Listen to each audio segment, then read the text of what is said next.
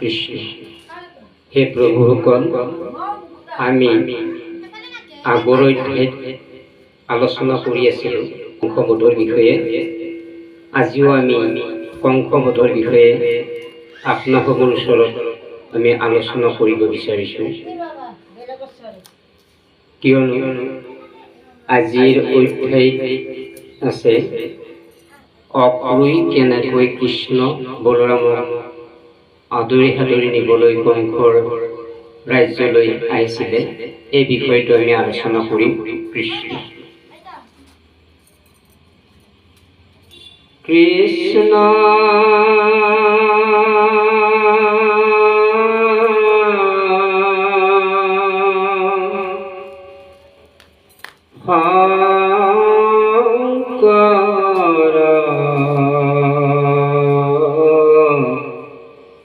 গুৰু হৰে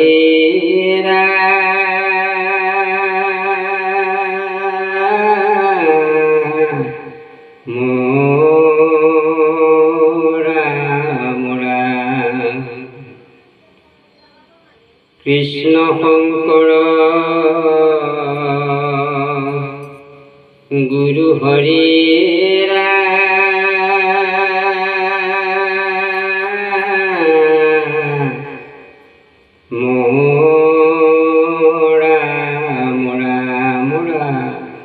কৃষ্ণ কৃষ্ণ হরি অরা। ও হরি বল হরি বল মাধব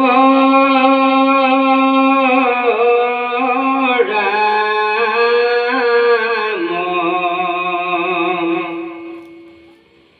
ও হরি বল হরি বল মাধব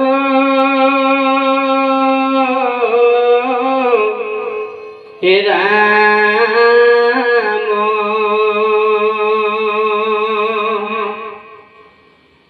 ও রথে তুলি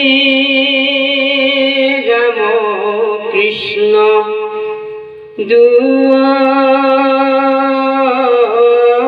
ভাই অক্রূরে লই যান্ত ঘোড়া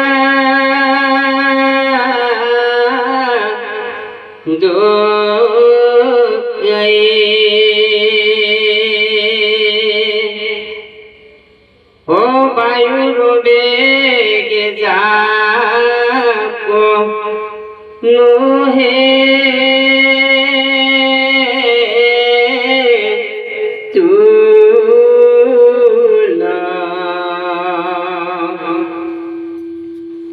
পাইল গয়া পাশে যমুনা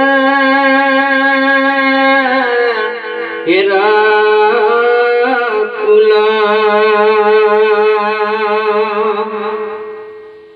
হে প্ৰভুসকল, অক্ৰূই কেৱল হৰিবল হৰিবল মাধৱ ৰাম এই ঘোষাফাঁকিৰে তেওঁ কেৱল ঈশ্বৰৰ নাম প্ৰকাশ কৰিছে। ইয়াতে আকৌ অক্ৰূই কি কৰিছে? অক্ৰূৰে ৰাম বলৰামক কৃষ্ণক কেৱল ঘোঁৰাত আৰু এই ঘোঁৰাৰ যি ৰথ, এই ৰথখনত ঘোঁৰা কোবাই কোবাই কেৱল অক্ৰূই বায়ু বেগেৰে অত্যন্ত বেগেৰে তেওঁ যাত্ৰা আৰম্ভ কৰিলে। আৰু এই যাত্ৰাত গৈ গৈ গৈ গৈ যমুনাৰ পাৰ পালেগৈ। যমুনাৰ পাৰত তেওঁ ৰথ অকণমান সময় ৰাখিবলগীয়া হ'ল। কৃষ্ণ এৰা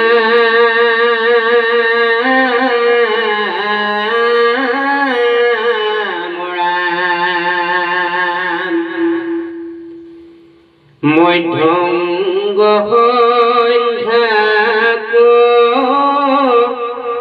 ৰিবাক পতি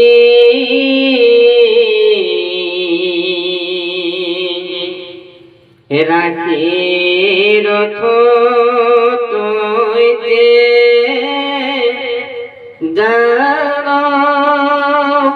পতি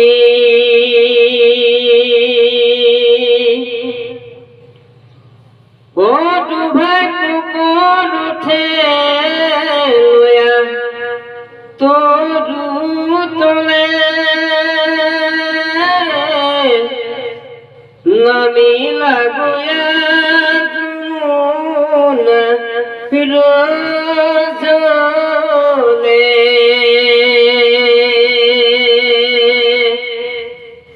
যেতিয়া ৰথ গৈ গৈ গৈ যমুনাৰ পাৰ পালে গৈ তাতে সন্ধিয়া সময়ত ৰথখন ৰাখি দানপতি অৰ্থাৎ অক্ৰূৰ এই ৰথৰ পৰা নামি গৈ যমুনাৰ জলত অৰ্থাৎ পানীত নামি গ'ল। তেওঁ ৰথখন ৰাখি তেওঁ ভাবিলে যে এই যমুনা পাৰতে মই ৰথখন ৰাখি এই যমুনাৰ যিটো ঢৌ পানী এই পানীৰ মাজত মই কেৱল অকণমান স্নান কৰি লওঁ, গাটো তিয়াই লওঁ, অক্ৰূৰ ভাবিছিলে। এই ভাবি তেওঁ নামি গ'ল।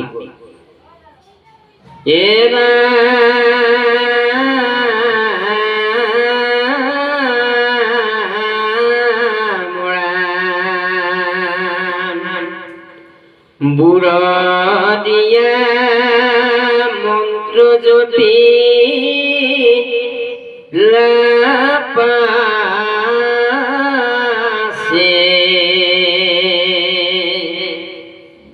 দেখুন রাম কৃষ্ণ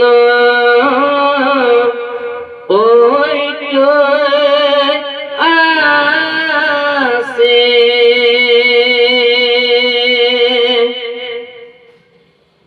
রথ থনা হিকা বুলি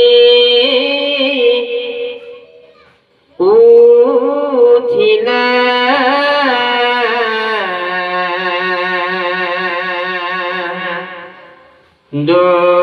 ভাইক রথতে দুনাই দেখিলা। আচৰিত কথা, যেতিয়া অক্ৰূৰ পানীৰ মাজলৈকে নামি গ'ল, নামি যোৱা অৱস্থাত তেওঁ মন্ত্ৰ পুট কৰি পানীত ডুব মাৰিলে, অৰ্থাৎ বুৰ গ'ল। বুৰ গৈ দেখিলে পানীৰ মাজত ৰামকৃষ্ণ অৰ্থাৎ ৰথত যি বলৰাম আৰু কৃষ্ণই যে ৰথত আছিলে সেই ৰূপটো পানীৰ মাজত দেখিলে। দেখি কিনে ভাবিলে কি অক্ৰূৰ এইটো কি কথা, তেওঁলোকে মোক পানীৰ মাজত কিয় নামি আহিলে? অক্ৰূৰ ভাবি কিনে আকৌ কি কৰিলে, ডুব মাৰি পাৰলৈকে যে চাই এই ৰাম বলৰামে অৰ্থাৎ কৃষ্ণ সহিতে দুজনক আকৌ পাৰত সেই ৰথৰ মাজতে আকৌ ডুঙাই দেখিলে। তেওঁ আচৰিত হ'ল যে পানীৰ মাজত যি অৱস্থা বলৰাম আৰু কৃষ্ণক দেখিলো, এই ৰূপটো দেখো আকৌ ৰথৰ ওপৰত আকৌ সেই ৰূপটোৱে দেখিলো। অক্ৰূৰ চিন্তিত হ'ল আৰু চিন্তাৰ বিষয়ত তেওঁ আবদ্ধ হৈ পৰিল। কাৰণটো হে প্ৰভুসকল, ভকতিৰ যেতিয়া উদ্যোগেৰে যেতিয়া ভকতিৰ স্থান পায়, ভগৱন্ত পুৰুষে নিজে ভকতক নিজৰ ৰূপ প্ৰকাশ কৰিবৰ কাৰণে বাধ্যত হয়। আমিও আচলতে ভকতি ৰাজ্যলৈ গৈ আমি ঈশ্বৰক কেনেকৈ জানিব পাৰোঁ বা ঈশ্বৰক কেনেকৈ আমি নাম ল'ব পাৰোঁ, এই বিষয়টো আচল কথা। আমি ভকতি কৰিলে নহ'ব, আমি জানিব লাগিব ভকতিৰ ৰহস্য আৰু ভকতিৰ গুণ কি। কৃষ্ণ এৰা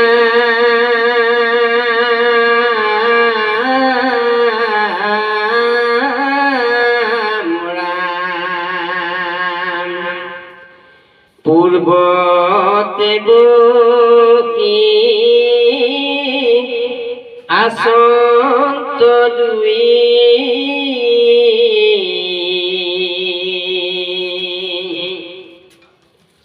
দুনাই দিলা বিস্ময়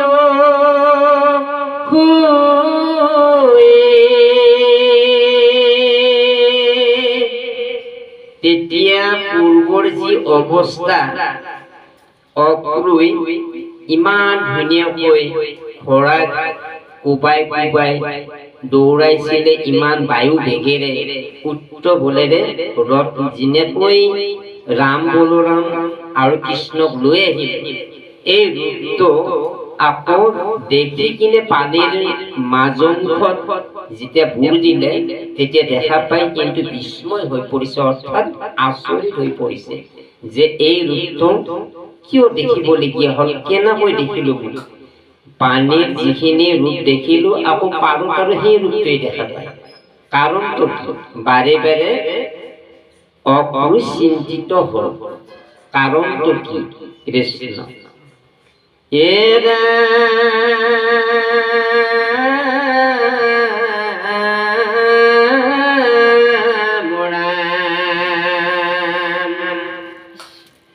জলৰ মাজত দেখোন পাছে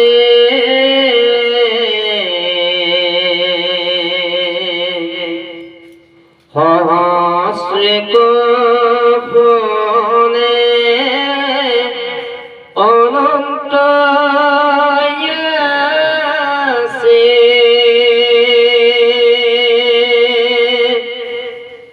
তেতিয়া আকৌ দুনাই বুৰ দিলে, দুনাইত যেতিয়া অক্ৰূই বুৰ দিলে তেতিয়া অনন্ত নাগ আৰু এই অনন্ত নাগৰ যিবিলাক পলি পখা গোটেইবিলাক সৰ্প তেওঁ পানীৰ মাজত দেখিলে আৰু বিস্ময় হ'বলগীয়া হ'ল এটা কাৰণতে, কৃষ্ণৰ যি ৰূপ অংশ, কৃষ্ণৰ যি ৰূপ অংশখিনি দেখা পাই যিটো আচৰিত হ'ল, কিন্তু তাতকৈ আচৰিত হ'বলগীয়া কাৰণটো হ'ল যি নাগৰ যিটো এই ৰাজ্যখন দেখিলে সেইটোহে আচৰিত হ'বলগীয়া হ'ল যে কৃষ্ণময় জগতখনত কৃষ্ণৰ ৰূপৰ বৰ্ণনা ভাবিব নোৱাৰি বা বৰ্ণনাৰ ৰূপ আমি ক'ব নোৱাৰো। এই বিস্ময় আচৰিত হৈ এই অক্ৰূৰ চিন্তিত হৈ কেৱল বাৰে বাৰে অনুশোচনা কৰি আছে যে মোৰ লগত কোন আহিছে, মই কাক লৈ আহিছো, এই কথাখিনি তেওঁ ভাবিবলগীয়া হ'ল। কৃষ্ণ এৰা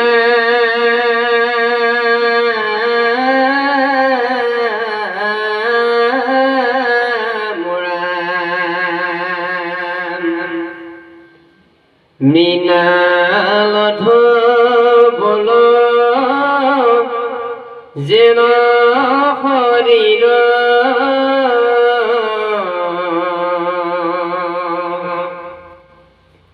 নীল বস্ত্ৰে দেখি আতি ৰুচিৰ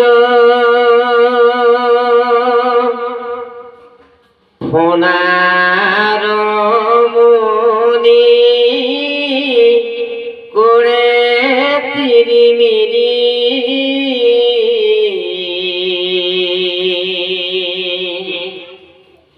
সিংহে হোমে যেন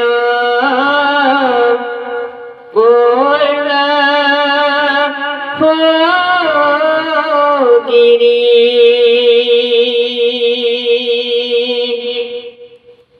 যেতিয়া অক্ৰূৰ ভাবি চিন্তিত হ'ল যে ফোনাৰ অৰ্থাৎ সৰ্পৰ যে মণি মানিক বুলি কোৱা হয়, এই মণি অংশ তেওঁলোকৰ প্ৰত্যেকৰে তিৰিমিৰিকৈ কেৱল জিলিকি থাকিল।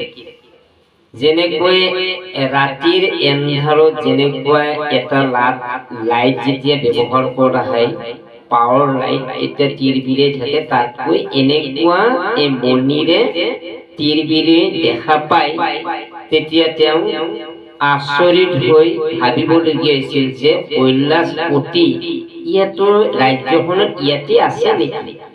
গতিকে এই চিন্তা কৰি তেওঁ ভাবিবলগীয়াত পৰিল। আকৌ কেৱল তেওঁ এনেকুৱা চিন্তা কৰিছে যেন এওঁ যে কংসই কৃষ্ণক নিবলৈ পঠিয়াইছে এই কথা পাহৰি গৈছে। কেৱল কৃষ্ণৰ বৰ্ণনা আৰু কৃষ্ণৰ বিষয় বস্তু কেৱল তেওঁ চিন্তাতহে পৰিল যে মই কি দেখিলো আৰু কাক লৈ মই এই ৰথত ঘোঁৰা কোবাই কোবাই আনিলো, মই কাৰণটো মই এতিয়ালৈকে বুজি পোৱা নাই। বাৰে বাৰে চিন্তিত হ'ল। চাওক প্ৰভুসকল, ভকতিৰ মাধ্যম আৰু ভকতিৰ উত্তৱল ভকতি কৰা মানুহজনেহে গম পায়, ভকতে গম পায় ভকতিৰ বল আৰু ভকতিৰ সোৱাদ কিমান। গতিকে আমি চিন্তা কৰিব লাগিব, ভকতি ৰাজ্যলৈকে যেতিয়া আমি আহিছো, ভকতৰ সংগ অৰ্থাৎ সাধু সংগ, আমি সাধু সংগ জানিবই লাগিব। সাধু সংগৰ মাজলৈ গ'লে আমি সাধু সংগৰ মাজত এই ভকতিৰ ৰহস্যটো আমি বুজি পাম। আমি হে প্ৰভুসকল, আমি আকৌ এই অংশ আমি আলোক আলোচনাৰে আমি আলোচনা কৰিম। কৃষ্ণ জয় জয় জগতগুৰু শ্ৰীমন্ত শংকৰ কৃষ্ণ। মই দুৰাচাৰ কেৱলে তোমাৰ পৰা ধীনাদায়ন